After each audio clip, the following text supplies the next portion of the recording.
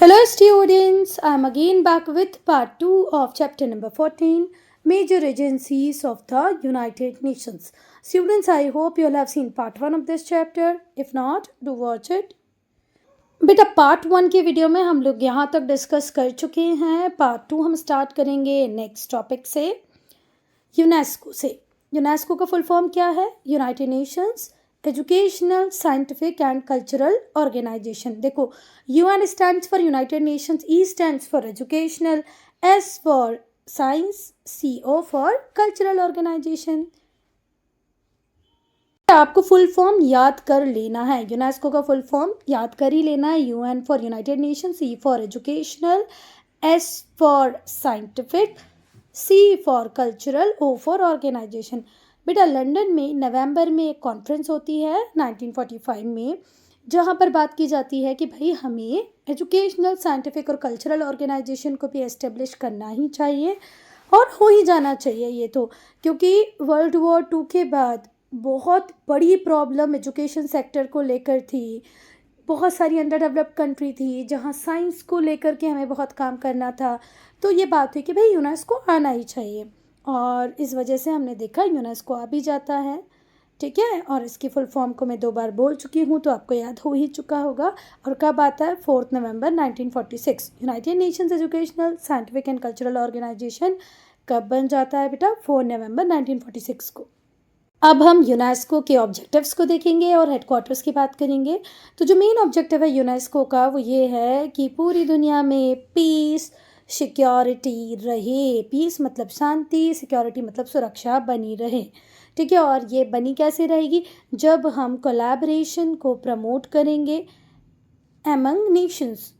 जब Nations collaborate होके कोई काम करेंगे, आपस में मिलजुल कर काम करेंगे, तो ऑब्वियस सी बात है पूरी दुनिया को लगेगा कि भाई हम इस पे डिपेंडेंट है, वो हम पे डिपेंडेंट है, तो पीस और सिक्योरिटी तो बनी रहेगी नहीं. और अब ये कोलैबोरेशन डिफरेंट नेशंस के बीच में किसके थ्रू होगा? तो वो होगा एजुकेशन के थ्रू, साइंस के थ्रू, कल्चर के थ्रू और कम्युनिकेशन के थ्रू. 2 नेशन आपस में अपनी साइंटिफिक डिस्कवरीज को डिस्कस करेंगे, एजुकेशन पॉलिसीज़ को डिस्कस करेंगे, कल्चर को डिस्कस करेंगे, प्रॉपर कम्युनिकेशन होगा.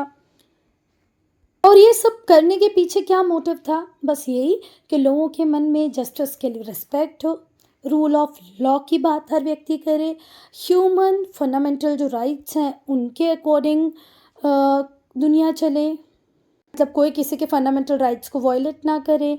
तो इतने सारे कामों का रिजल्ट हमें किस फॉर्म में चाहिए था कि भाई ये जो कोलैबोरेशन कर रहे हैं इससे जस्टिस के लिए रिस्पेक्ट लोगों के मन में जागे, रूल ऑफ लॉ की बात हो, ह्यूमन राइट्स के रिगार्ड्स में लोग काम करें कि भाई ये जो ह्यूमन राइट्स हैं सारी ह्यूमन बीइंग को मिले, ना ही सिर्फ रिच को या ना ही फिर मिडिल क्लास को, सबको इक्वली राइट मिले कि वो अपने फंडामेंटल बेसिक राइट्स को एंजॉय कर पाए. रूल ऑफ लॉ हो, जस्टिस सबके लिए इजीली अवेलेबल हो. और जो हेडक्वार्टर है यूनेस्को का वो कहाँ पर है? पेरिस में. और पेरिस कहाँ पर है? फ्रांस में. अब हम फंक्शंस की बात करेंगे. तो बेटा फंक्शंस में एजुकेशन एक इम्पॉर्टेंट और क्रूशियल फंक्शन है यूनेस्को का. तो जो लार्जेस्ट सेक्टर है यूनेस्को एक्टिविटी का वो एजुकेशन वाली फील्ड ही है. जो मेन फंक्शन है यूनेस्को का एजुकेशन की फील्ड में वो है पहला कि भैया हमें इलिटरेसी को पूरी तरह रिमूव करना है. इलिटरेसी का मतलब क्या होता है? असाक्षरता, मतलब लोगों को अक्षर ज्ञान भी नहीं है. तो सबसे पहला काम तो हम यही करें कि असाक्षरता को दूर करें, रिमूव कर दें. और ये कैसे होगा? जब हम एनकरेज करेंगे एजुकेशन को एडल्ट्स के बीच में भी कि भाई कोई अगर किसी वजह से शिक्षित नहीं हो पाया है तो उसे एजुकेशन दी जाए. डिस्टेंस एजुकेशन को प्रमोट करें कि भाई आप उस एरिया में अगर रहते हैं जहाँ एजुकेशन की प्रॉपर फैसिलिटी नहीं है तो आप करस्पॉन्डेंस कोर्स कर लें, ओपन स्कूल सिस्टम आ जाए. सो अगर बात करें यूनेस्को के काम करने की तो एजुकेशन की फील्ड में इसकी बहुत सारी एक्टिविटीज़ चल रही हैं. ये बहुत रोबस्ट काम कर रहा है. इलिटरेसी को ख़त्म करने की कोशिश में सबसे पहला काम इन्होंने किया है कि भाई ओपन स्कूल सिस्टम ले आए हैं, डिस्टेंस एजुकेशन ले आए हैं कि भाई एडल्ट भी पढ़े. जिस पर्टिकुलर पर्सन की जिस भी कॉज से अगर एजुकेशन बीच में छूट गई है तो वो वापस से पढ़ना चालू कर दे.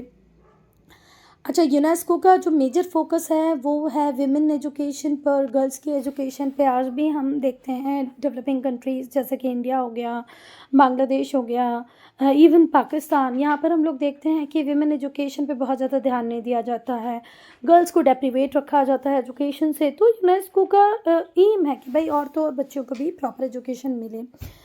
फिर जो डिज़ेबल चाइल्ड हैं, जिनका एक हाथ नहीं है, पैर नहीं है, या कोई और डिज़ेबिलिटी है उसमें, तो उसे भी प्रॉपर एजुकेशन मिले, उसके लिए फाइनेंशियल असिस्टेंस, वित्तीय मदद, मतलब मनी से रिलेटेड जो मदद होती है वो भी यूनेस्को करता है। यूनेस्को की तरफ से बेटा बहुत सारी ग्रांट्स और फेलोशिप्स दी जाती हैं टीचर्स को भी, स्कॉलर्स को, ठीक है, कि भाई ये लोग आगे और एक्सीलेंस को अचीव कर पाएँ। ऑर्गेनाइजेशन ऑफ लाइब्रेरी सिस्टम, ये बड़े बड़े लाइब्रेरी ओपन अप करते हैं, इंटरनेशनल अंडरस्टैंडिंग को बढ़ाते हैं थ्रू एजुकेशन, एजुकेशन के थ्रू इंटरनेशनल अंडरस्टैंडिंग बने, बड़ी बड़ी लाइब्रेरीज ये बना रहे हैं टीचर्स और स्कॉलर्स के लिए, फेलोशिप प्रोग्राम्स लेके आ रहे हैं। बेटा ये ऑल ओवर वर्ल्ड में बुक फेयर्स को ऑर्गेनाइज करते हैं, डिफरेंट फेस्टिवल्स को ऑर्गेनाइज करते हैं, नेशनल लेवल पे भी, इंटरनेशनल लेवल पे भी और नेशनल लेवल्स पे भी। जैसे अगर हम एक एग्जांपल को देखें, डेवलपमेंट ऑफ लाइब्रेरी सिस्टम, ये एक इम्पॉर्टेंट कंपोनेंट है एजुकेशन को कंटिन्यू रखने का। कंटिन्यूइंग एजुकेशन का एक इम्पॉर्टेंट कंपोनेंट है क्या? Development of library system. इसमें यूनेस्को ने क्या काम किया है बेटा? हमारे इंडिया में दिल्ली पब्लिक लाइब्रेरी को ओपन अप किया है।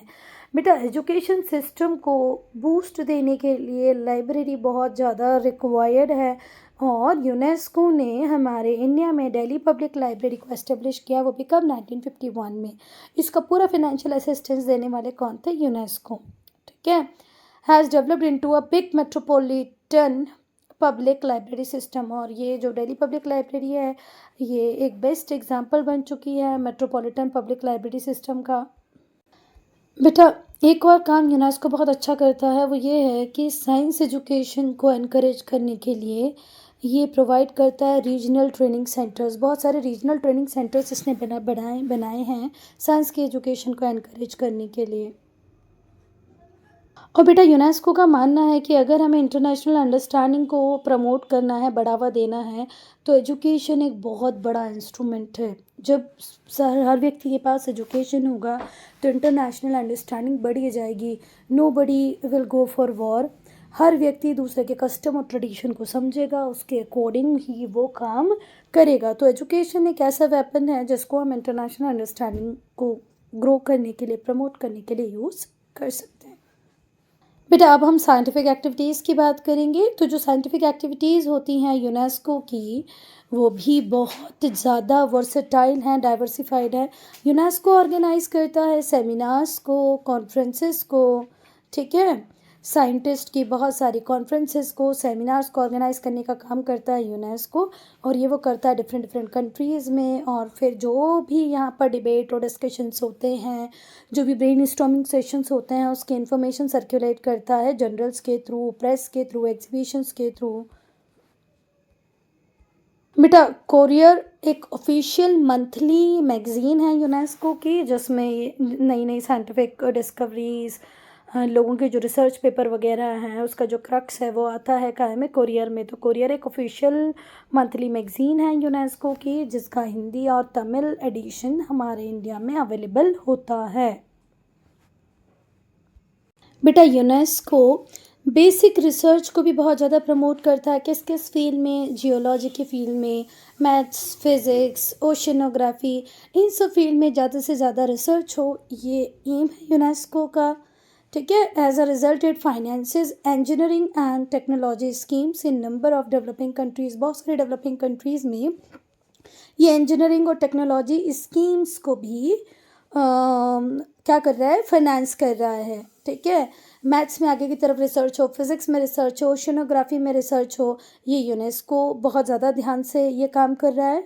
इन्हीं की सबकी वजह से हम देखते हैं कि ये फाइनेंस करता है, मतलब वित्तीय मदद करता है, पैसे वगैरह देता है बहुत सारे इंजीनियरिंग और टेक्नोलॉजी स्कीम्स को बहुत सारी डेवलपिंग कंट्रीज़ में। और बेटा साइंटिफिक और टेक्नोलॉजिकल मैन पावर में जो भी इम्बैलेंस है, it helps in correcting the imbalance in scientific and technological man power. बेटा बहुत जगह हमने ऐसा देखा है कि बहुत सारी कंट्रीज़ में लोग उतने स्किल्ड हैं ही नहीं, जितने टेक्नोलॉजिकल स्किल्स साइंटिफिक स्किल्स उनको चाहिए उतने उनमें है ही नहीं। तो ये जो इम्बैलेंस क्रिएट हो गया है इसको भी करेक्ट करने का काम यूनेस्को करता है, क्योंकि हमने देखा जो 90% ट्रेन मैन पावर है वो तो कंसंट्रेट कहाँ पर होती है, सिर्फ इंडस्ट्रियलाइज कंट्रीज़ में होती है। ठीक है, हम हमारे इंडिया में भी देखते हैं कि इंजीनियर तो बहुत बन रहे पर एक्चुअल में उन्हें इंजीनियरिंग क्या है वो पता ही नहीं है, बस पढ़ना वो थोड़ा बहुत शिवानी वगैरह जो गाइड वगैरह आती है उससे पढ़ के वो इंजीनियरिंग पास कर लेते हैं।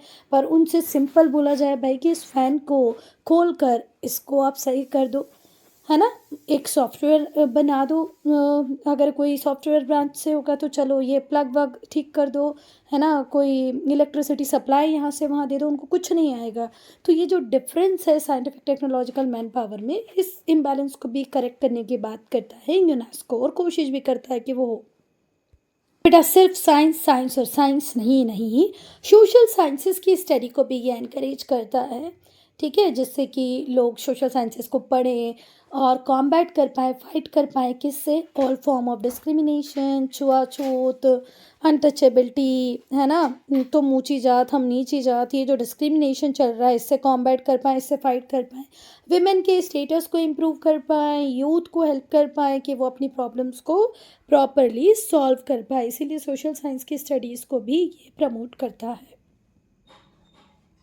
अब हम कम्युनिकेशन को पढ़ेंगे बेटा। तो यूनेस्को ने कम्युनिकेशन को भी प्रॉपरली डेवलप किया है जिससे इंफॉर्मेशन का डिसेमिनेशन हो, यहाँ वहाँ जहाँ जहाँ ह्यूमन चाहे वो अपनी इंफॉर्मेशन को स्प्रेड कर पाए। इसीलिए प्रॉपर नेटवर्क कम्युनिकेशन का भी इन्होंने डेवलप किया है।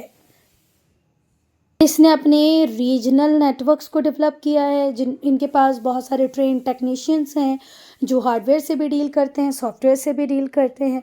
इन्फॉर्मेटिक्स का जो सॉफ्टवेयर पार्ट है, हार्डवेयर पार्ट है, इन दोनों से ही डील करने के लिए बहुत सारे ट्रेन टेक्नीशियंस को रख रखा है, किसने अपॉइंट कर रखा है, यूनेस्को ने। और इसका अपना रीजनल नेटवर्क भी बहुत स्ट्रॉन्ग है। और यूनेस्को कंटिन्यूसली काम कर रहा है बेटा कि प्रेस की क्वालिटी को और ज़्यादा डेवलप किया जाए, फिल्म्स, वीडियो सर्विसेज, इन सबको जितना अच्छा हो सके उतना अच्छा किया जाए, जिससे जो इन्फॉर्मेशन है वो इंटरेस्टिंग वे में लोगों के पास पहुँचे। और बेटा जितनी भी डेवलपिंग कंट्रीज़ हैं वो अपने कम्युनिकेशन नेटवर्क को किस तरीके से डेवलप कर सकती हैं, उन्हें प्रॉपर असिस्टेंस देने का काम भी यूनेस्को का है। UNESCO as and when required सारी डेवलपिंग कंट्रीज़ को हेल्प करता है उनके कम्युनिकेशन को डेवलप करने में।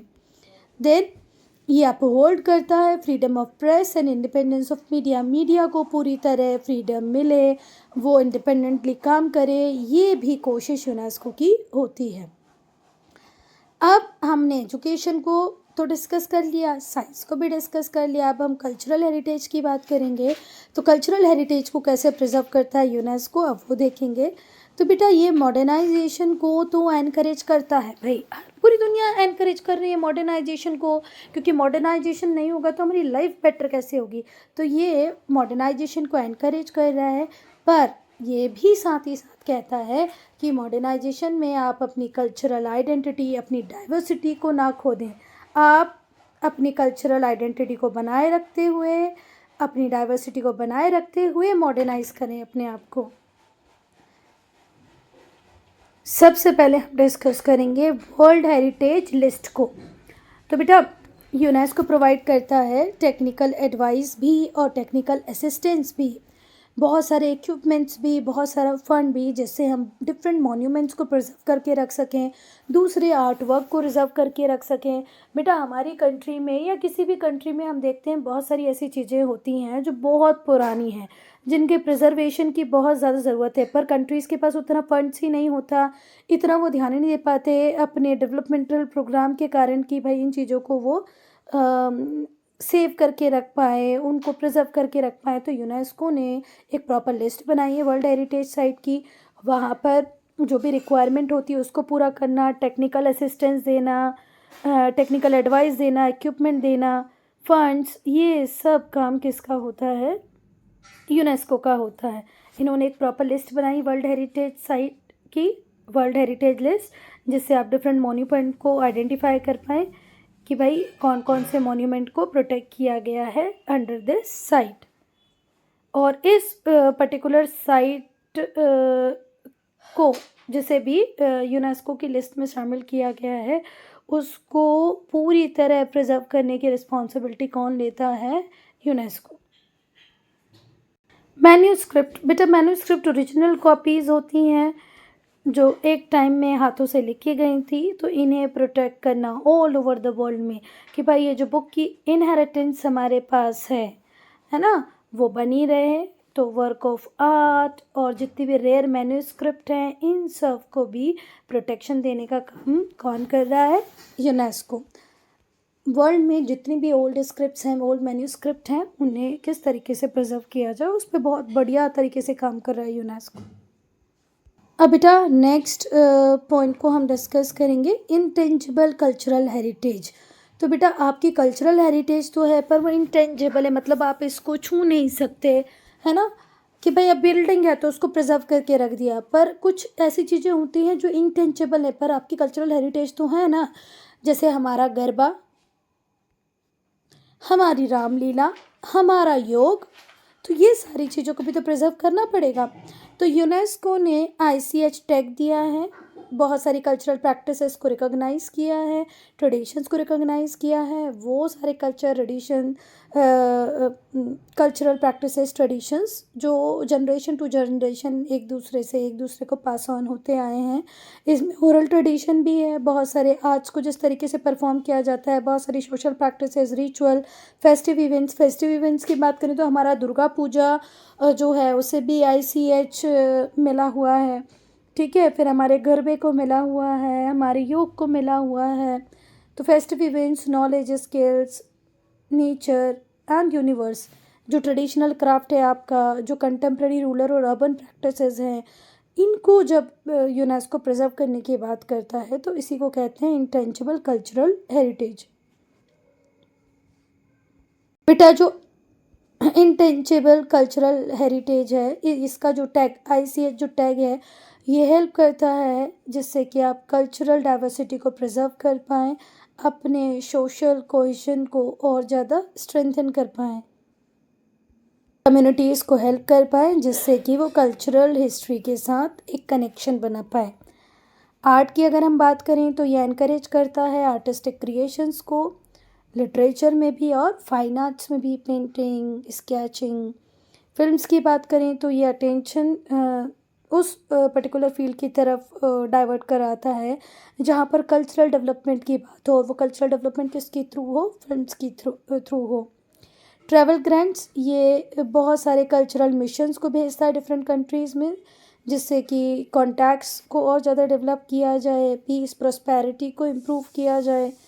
पास में हमने देखा है कि बहुत सारे ट्रैवल ग्रांट्स दिए गए हैं राइटर्स को, आर्टिस्ट को, under the project named mutual appreciation of eastern and western cultural values. एक पूरा के पूरा प्रोजेक्ट था mutual appreciation of eastern and western cultural values. इसके थ्रू ये लोग डिफरेंट कंट्रीज़ में अपने राइटर और आर्टिस्ट को भेजते थे, कहते थे कि जाओ देख के आओ वहाँ पर क्या है, उसकी क्या इंपॉर्टेंस है।